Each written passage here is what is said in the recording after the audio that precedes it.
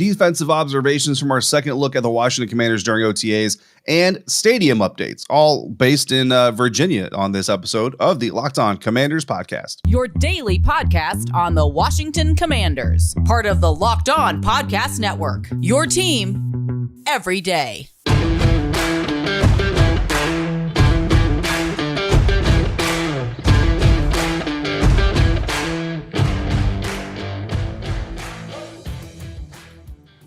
Welcome in, Commanders fans. Welcome back from the weekend to the Locked On Commanders podcast, part of the Locked On Podcast Network, your team every day. We are your daily podcast covering the Washington Commanders, free and available on all platforms, including YouTube. And we thank you for making us your first listen or your first view of the day. I'm David Harrison, covering your Commanders for Sports Illustrated's Fan Nation. My partner over there, Chris Russell, one half of the Russell and Medhurst show on the Team 980. You can find Pete and Chris there Monday through Friday from 3 to 7 p.m. Eastern Time, or anytime along with this show on the Odyssey app. When we're not there or here, we're on Twitter. I'm at dharrison82. Chris is at WrestleMania621, and the show is at LO Commanders.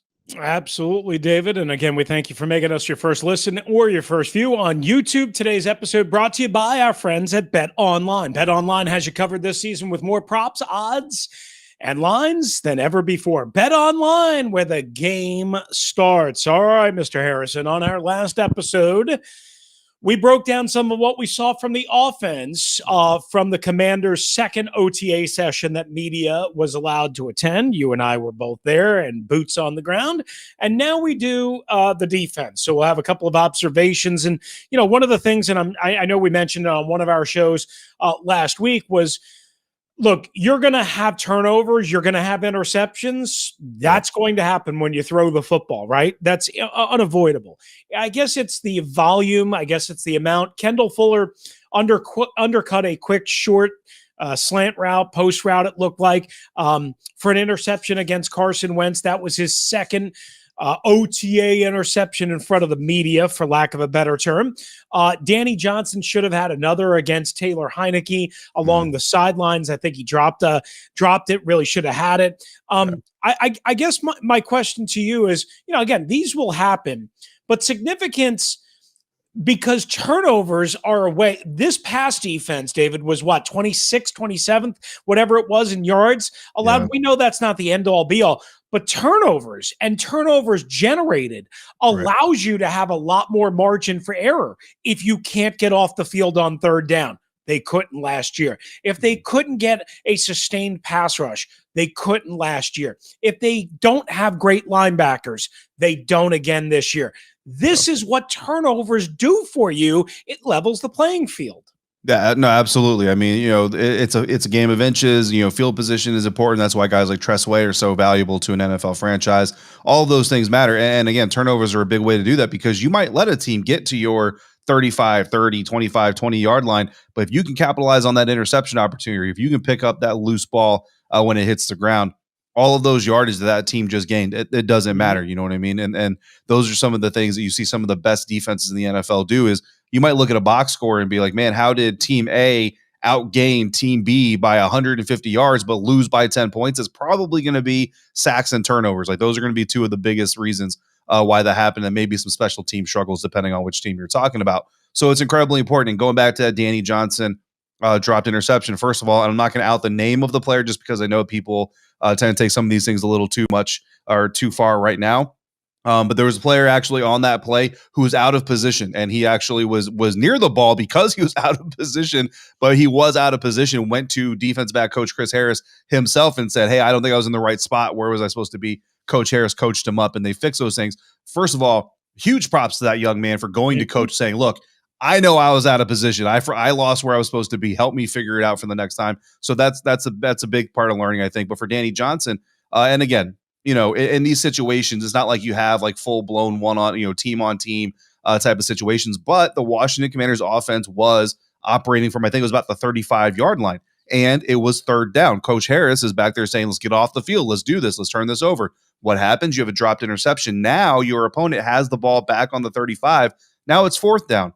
That's field goal range for a lot of guys. You know what I mean? It's long field goal range, granted, and we already know those things aren't necessarily guaranteed. But bottom line is that dropped interception could give your opponent 3 points. When you think about you could get the ball and eventually score a touchdown off that possession, that could be potentially a 10-point swing.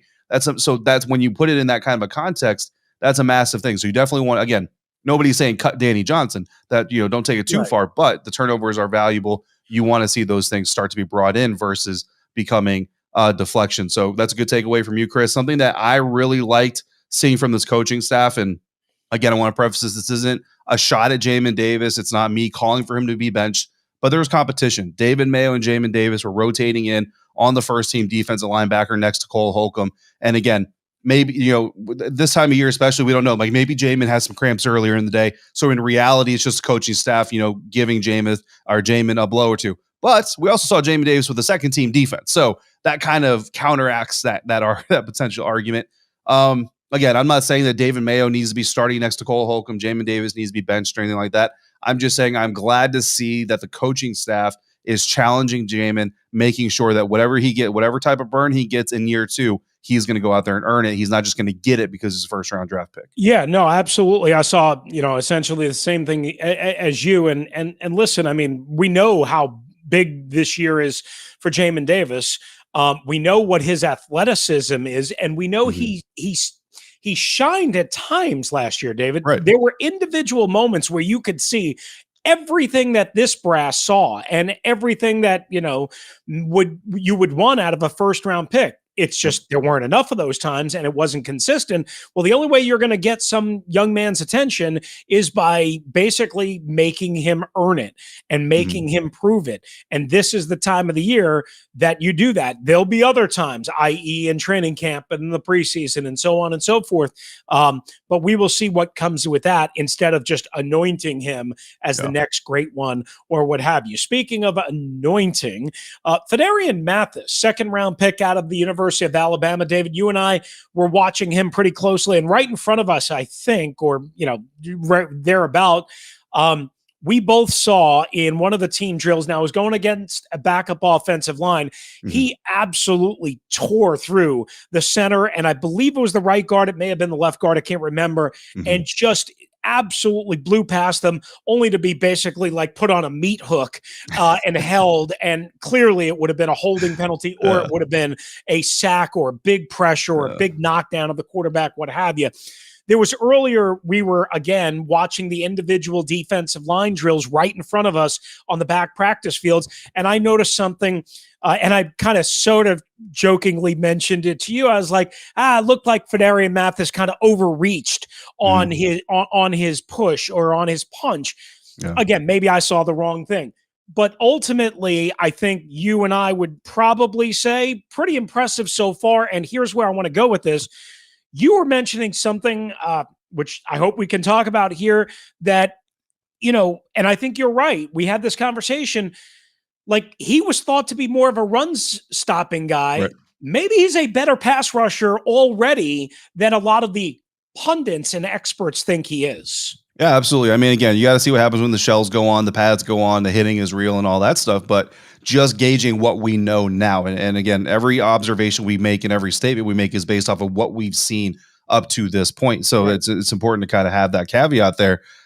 Look, bottom line, he looks faster off the line of scrimmage. He's got better bend. He's getting around bags. He's getting around players. He's getting around whatever is in front of him. He's getting through it and around it a lot faster than I expected him to coming out of Alabama. And again, and we admitted this during draft weekend. He wasn't a guy that we did a lot of studying on. He wasn't a guy that we did a lot of deep dives on the show ahead of and we're not alone, because it wasn't viewed as a position of need as highly as Washington obviously viewed it for themselves. But then once you go into it, you start reading like the Lance Zierleins of the world and the Daniel Jeremiahs of the world and guys that we respect, guys that are definitely intelligent. That's what you see is space eater, block eater, run stuffer, run fit guy, not a lot of juice in the pass rush, more of a Jordan Davis than a Devontae Wyatt and those types of things. But, a round two guy. But from what I've seen so far, Chris, and from what you just illustrated, this kid might have some juice in the pass rushing game. So it's going to be really interesting to see just how much he develops and just how much really gets impacted once, they can really go 100% at each other. And speaking of getting to 100%, a step in the right direction for Chase Young and Montez Sweat, my second takeaway from the defense. Look, I know Chase Young's not on the field doing the individual drills. He's not wearing the helmet and all that stuff in front of us, but he's there. And I think going from last season and kind of all the things that were tied to his struggles with him being in LA shooting commercials around this time or in the DMV shooting commercials, like I agreed with him back then. You're a young man, go make your money, go make your mark. But I also agree with him being with the team, and I appreciate that at this time of year he's with the team, getting to know the young guys, making his presence felt. He definitely made his presence felt when he got on the field. And then Montez Sweat, man, I mean, a lot of injuries on this team, but Montez, we don't know, or at least I don't know the details of all of his personal issues. We know some of those took him away from the end of last season, but this young man, first OTA practice, he was gone for another personal issue. I don't know everything that's going on in Montez's life. Ron Rivera talked about last year how these are real people going through real things. Just hope that Montez's life is balancing in some sort of way, and the universe is kind of giving him a break. But just really good to see number 90 back on the field. They desperately need him. Of course, it goes without saying. There is no doubt about it. All right, coming up, you just mentioned him. Chase Young was there. We got to talk to him afterwards. We'll have some reaction to what he said and maybe what he didn't say as well. I want to tackle that next, David, next on the Locked On Commanders podcast. Yeah, we're going to do so thanks to our friends at BlueNile.com, who will help you celebrate all of life's special moments, from creating the custom engagement ring of her dreams to gifting a classic and timeless jewelry piece at all prices you won't find at a traditional jeweler. Whether you're ready to pop the question or you're celebrating a milestone moment, find jewelry as unique as her with the modern convenience of online shopping at BlueNile.com. Build the engagement ring of her dreams or celebrate life's special moments with fine jewelry. No matter what you're looking for, Blue Nile has jewelry experts on hand 24/7. Make your moment sparkle with jewelry from BlueNile.com. And Locked On Sports listeners get $50 off purchases of $500 or more. This podcast exclusive includes engagement rings, so use code Locked On. That's code Locked On. Plus, every order is insured, ships free, and arrives in discreet packaging that won't give away what's inside. Shop stress-free and find your forever piece. Go to BlueNile.com today. All right, we're also brought to you by our friends at Rock Auto and RockAuto.com. You guys know Rock Auto. We talk about them all the time. You don't have to go anywhere in order to get a great customer service experience, great prices, and whatever you need, with the exception of going to your web browser or on your phone, wherever you might go, and go to rockauto.com, because rockauto.com has everything you need. They'll get you the parts, whether you have a new car, an old car, foreign, domestic. Again, so many different makes and models of cars and different types of fuel and different ways to drive your vehicle, but rockauto.com has you covered. And they're going to give you a fair and honest, estimate and cost and price for the part, instead of jacking up the parts like a factory dealership or the big auto parts superstore maybe in your neighborhood would. So when you go to rockauto.com, here's what we want you to do. You find your part, you find your price, you walk away happy, and then you go to their How Did You Hear About Us section and you write in Locked On so they know we sent you. Amazing selection, reliably low prices, all the parts your car or truck will ever need with our friends at rockauto.com. All right, we have an important favor to ask you guys. We put together a survey so we can learn more about listeners like you and viewers and make your favorite Locked On podcast even better. This is your opportunity to tell us what you like, what you don't like about the Locked On podcast. Go to lockedonpodcast.com/survey right now to get started. It won't take very long, and everyone that completes the survey can qualify for a chance to win one of 10 $100 Ticketmaster gift cards. To take our audience survey, go to lockedonpodcast.com/survey. And thank you for your help. All right, David, let's get into it. We mentioned Chase Young. He spoke for about 7 to 8 minutes or so about his rehab plan moving forward, what he was picking up by being at OTAs. One of the things that jumped out to me, because we had this conversation, or maybe actually I think I did this in my solo episode before Chase, before we had a chance to get to Chase. I believe strongly in attending OTAs. I understand they're not mandatory. I got it. I do a lot of things. You do a lot of things that are not mandatory, or we're not prepared. There's just no other way around it, right? It doesn't mean that you have to do it. It doesn't mean that the same rules apply to everybody. But my argument was, for a player coming off of an injury, a disappointing year, Mhm. in terms of production, and his head coach, and at times, maybe a little, his defensive coordinator questioning freelancing, maybe doing things a little bit differently, maybe a little bit out of rhythm, out of sync, trying to do too much, X, Y, Z, all of that stuff. I thought it was really important for Chase, A, to be there during a less pressurized time. And he, David, admitted to us, hey, you know what? I was standing near Jack Del Rio as he was making the calls. I'm watching Jonathan Allen. I'm watching Tez. I'm watching how they do things. I'm watching how they attack. And he admitted that it was a really, really, really good learning experience. This is what I want every player to understand and experience. No, you don't have to be there. No, it's not going to make or break your career, but you can only benefit by being there.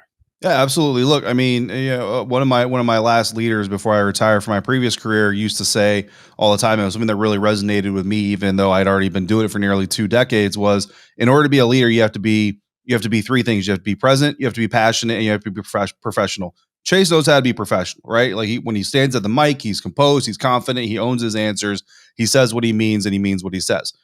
Present or passionate.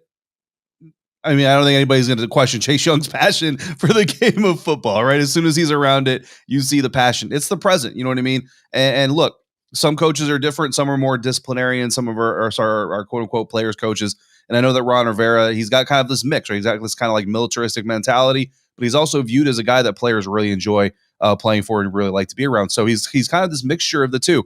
I have to admit, if I were an NFL coach or a collegiate coach or a high school coach, if you want to be a captain on my team, you're going to be present, because if you're going to be a leader, you're going to be present, passionate, and you're going to be professional. If you're not present, you can't be a captain on my team. That's just going to be what I put on. Now, I'm not telling you have to be there. I'm just saying that if you're not going to be here, even if you're not working out, even if you're not necessarily dressed, even if you're not suited up, hitting the pads and all those things, you're present for the meetings. You're there to encourage the young guys, high five your team. The defense has a little tradition where they high five twice before they go on the field. Just doing those little things. William Jackson III talked about this with us after the first practice, just knowing each other and being comfortable around each other this year versus last year. Like last year, he's getting to know everybody and he's out of place. And, the facility is new. The atmosphere is new. He doesn't know the media members. Now he's surrounded by familiar faces.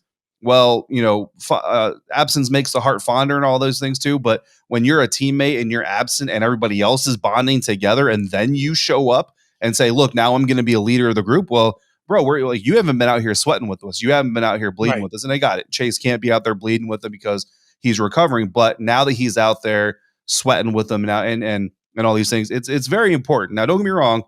Being in Colorado where the team doctors and your doctor have coordinated, and teammates will understand that. Like Chase is doing his work where he needs to do it. But now once the stuff that you're doing in Denver can that be now moved to Ashburn? Once it can, it was moved. Now Chase is in the building. That's all that anybody's looking for. And I think it's a big step in Chase becoming a leader.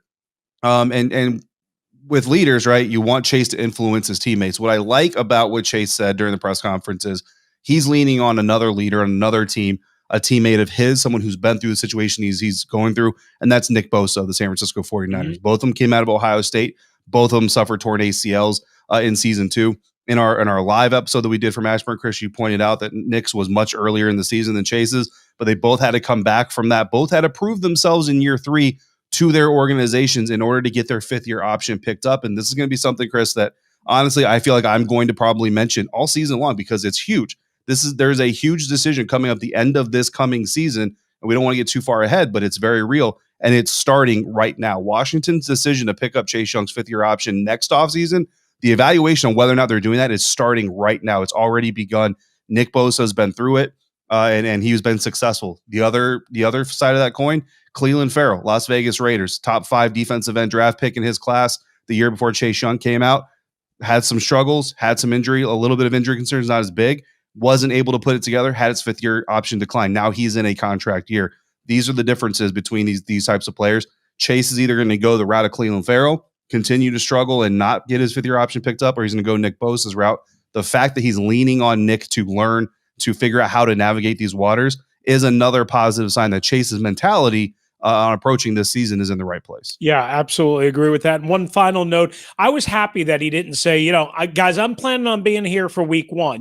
I went through Robert Griffin III's all in for week one and the drama that created. And there were many, many, many other different components with that in 2013 with Mike Shanahan and so on and so forth. And yes, it's different: quarterback, defensive end, all that. David, I don't need to know something that he doesn't know. He doesn't know whether he's going to be truly ready for week one. Don't make any promises you can't keep. Don't put any timeline, shelf life, because then that just opens up Pandora's box for many other things. Just say, look, I'm working hard. I'm getting ready. I'm prepared. I think we all know that there's a pretty good chance he'll be there for week one, but it's not a guarantee. And you don't want to do anything stupid and rush this whole process along. All right. Some good reaction there from Chase Young. When we return right here on the Locked On Commanders podcast, things we want to see from the defense moving forward, and maybe a couple other little observations as well. But first, betonline.net is your number one source for all of your betting stats and sports information. You know this by now. Find out all the latest sports developments, news, and odds, including this year's basketball championship matchup, Golden State, Boston. I was bumping around there, made a little bet for the series, and I'll just give you a hint. I came up short in game one. If you want to, hey, remember on Wednesday, Chris, I said Boston. I said take Boston. You did. I didn't. I can tell you that much. The NHL Hockey Conference Finals, Major League Baseball, and of course, all the latest fighting news from MMA and UFC to boxing as well. BetOnline is your continued source for all of your sports wagering information, including live betting, esports, and more. Head to the website today or use your mobile device to learn more about the trends in the action at BetOnline, where the game starts. Back now for the final segment here on today's episode of the Locked On Commanders podcast. We're going to move into the coming week. Chris and I will be back out in Ashburn. We will be at the Innova Sports Performance Center again to watch practice number 3 open to the media. It'll be practice, number, I think 8 or so for the Washington Commanders in this OTA session or period. So we're looking forward to seeing that. But like we did last time, Chris, talk about some things we want to see moving forward this Wednesday from the defense. And I'm going to go first. I'm going to talk about a little bit of something you already talked about with Danny Johnson. We saw it in week 1 as well with some younger guys, but better hands from the depth. You know what I mean? Like Kendall Fuller showed the hands. William Jackson's kind of flashed his abilities here and there. We've seen Cam Curl flash. Even Troy Apke he's flashed here and there. And I know you're going to talk about him in a minute. But I want to see these opportunities get secured. And I know they do as well. I know Chris Harris does. Jack Del Rio does. Everybody does. When you have your hands on the ball, bring it in. We know you're not a receiver for a reason, right? But you are a paid National Football League defensive back. You are paid to get turnovers just as much as you're paid to make tackles and cover receivers. It's not enough to cover a guy, be in good position, have good leverage, make a play on the ball if you just give him a chance to come back the very next play and beat you again. Yeah, and it's interesting that you went this way because it feeds kind of into one of the things that I want to see, and that one of the things that we got to see a little bit of last week, David, and that is the look of Benjamin St-Juste in the slot, right? You mentioned Danny Johnson and that dropped interception. Well, Danny did a pretty good job in the second half of last year working out of the slot, but he's a smaller guy, right? They don't have a lot invested in him. They have much more invested in Benjamin St-Juste. I don't know why, but I don't think we ever talked about that as a possibility. We had talked over and over again about moving Kendall Fuller inside the slot. I think they ideally drafted BSJ to be an outside corner because of his height, because of his frame, because of his physicality and his ability to press on. But like Ron explained it, if I heard correctly, and maybe you correct me if I'm wrong, you can take advantage of BSJ's frame against smaller receivers, more quick twitch guys, which can be a problem if they get past him, but also he might be able to engulf them and swallow them up off the line of scrimmage because of his size and his athleticism. So this is something that I want to see more of moving forward. And I got to be honest with you, I just didn't think about this. So that's my fault on that. You mentioned Troy Apke. I want to see him working both at safety and corner. I mean, a lot of people think he has no role on the defense at all. We've seen it. I understand it. I've seen it in game action. I've seen it as a safety. It's not good. But you know what? In year 5, I guess it is, we know he's a core special teamer, but they need more than that because injuries are going to pile up. I need to see Troy. I wasn't upset that Troy Apke was back working at safety when we were out there, I wasn't upset because like a lot of people were and fans are and whatever, because to me, the more you can do, even if you can't do it great, David, the better off you are. That's true. I was a little surprised. I wouldn't say disappointed. I was just a little surprised. I had to check the roster sheet a couple times. I was like, wait, is that who I think that is? I had to check it a couple times to make sure I was seeing the right thing. First, so that was good eyes by you, but they were using him single high, too deep, what have you. I mean, listen, I wouldn't expect him to wear a gold jacket anytime soon, right? And be on his way to Canton. But, again, we saw this team go through a rash of injuries in a bunch of different position groups last year. You never know when a guy is going to have to step up. Absolutely. And experience matters, and he's got plenty of it. No doubt about it.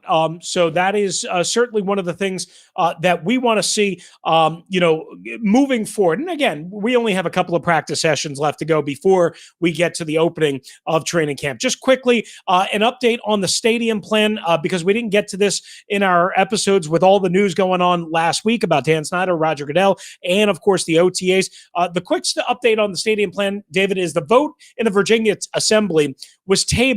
And while it's still very possible that it'll be voted on later this month of June, Senator Chap Peterson from Fairfax and Virginia told me and Pete on the radio show on Wednesday that he felt it was because the Commanders did not have enough positive votes to get the funding. Now, whether he knows that for sure, whether that's an opinion, I don't know. I don't know what's going to happen if they don't get any stadium financing whatsoever. Really, really, really concerning spot, tricky spot. And of course, a reported 55,000 capacity for the stadium. We're going to have to talk about that more in detail, which means no Super Bowl, no probably NCAA Final Four, and all of that coming up. That's going to be really interesting to monitor for the Commanders. Yeah, absolutely. I mean, it's interesting to monitor, and I can't help but feel like, the news breaking of Congress inviting Roger Goodell and Dan Snyder to testify under oath in front of them, doesn't have an influence on this. I think really what's happening is the state of Virginia kind of wants to see, put this off a little bit. Let's see how things kind of continue to develop, how much more things come out. And, look, things can turn on a dime, in a moment's notice. I mean, we wake up tomorrow and a lot of the people out there making accusations could be like, oh, okay, you know what? Maybe I over-exaggerated. And I'm not saying that's going to happen, but crazier things in the world have happened. And I think that's, the state of Virginia essentially is just kind of waiting to see what it is they're really dealing with and how likely it is that it's Dan Snyder they're dealing with for the long term. But I mean, I think at the end of the day, strong feeling that Washington, and I mean the Snyders, want to be in Virginia, strong feeling that Governor Youngkin wants the team in the Commonwealth. So I think at the end of the day, I still feel like they make it happen, just not without some more twists and turns and a little bit more drama and maybe a Netflix special coming out in about 5 years. Eerily, Governor Youngkin has been quiet. He has actually. That is interesting. You're right. Yeah, months since his initial thrust, if you will, in January. So we will see. All right, more on that. And, we definitely have to get into this debate about the 55,000 total capacity because that's really interesting. So we'll try and do that on our next episode if we can figure that out. It's just, at this time, we're trying to obviously keep as much on the field. But thanks again, Commanders fans, for making the Locked On Commanders podcast your first listen and or your first view of the day. If you're watching on YouTube, now make the Locked On NFL podcast your second listen and view. The schedule may be dark, but the NFL never stops. Neither does Locked On NFL. Get insights and opinions from hosts including Ross Jackson, Chris Carter, Tony Wiggins, plus local Locked On NFL hosts repping all 32 squads. There's no offseason for real fans. Make sure you subscribe to Locked On NFL on YouTube and wherever you get your podcast. All right, so as you know, we're going to be on a little bit of a different schedule here for the next, say, month and a half or so. We're going to have breaking news covered. We're going to have practices and OTAs and mini camps covered. But David and I, we're probably not going to put together 5 full episodes, if you will, right? If I'm saying that right, David, hopefully I am. But we are going to be here for you guys, and we are going to keep you going. So keep coming back for us. Make sure you subscribe. Make sure you watch all the episodes. Make sure you're checking out your notifications and you sign up for the notifications because we're always kind of jumping all over the place and mixing it up and getting you guys the best coverage we possibly can right here on the Locked On Commanders podcast. If you want to hop in, it's 301-615-3577 or lockedonwashingtoncommanders@gmail.com. For David Harrison, who's covering the Washington Commanders for SI.com's Fan Nation, I'm Chris Russell, one half of the Russell and Medhurst Show on the Team 980 with Pete Medhurst. If you're out and about, please be safe, be kind to one another, and thank you for joining us right here on the Locked On Commanders podcast.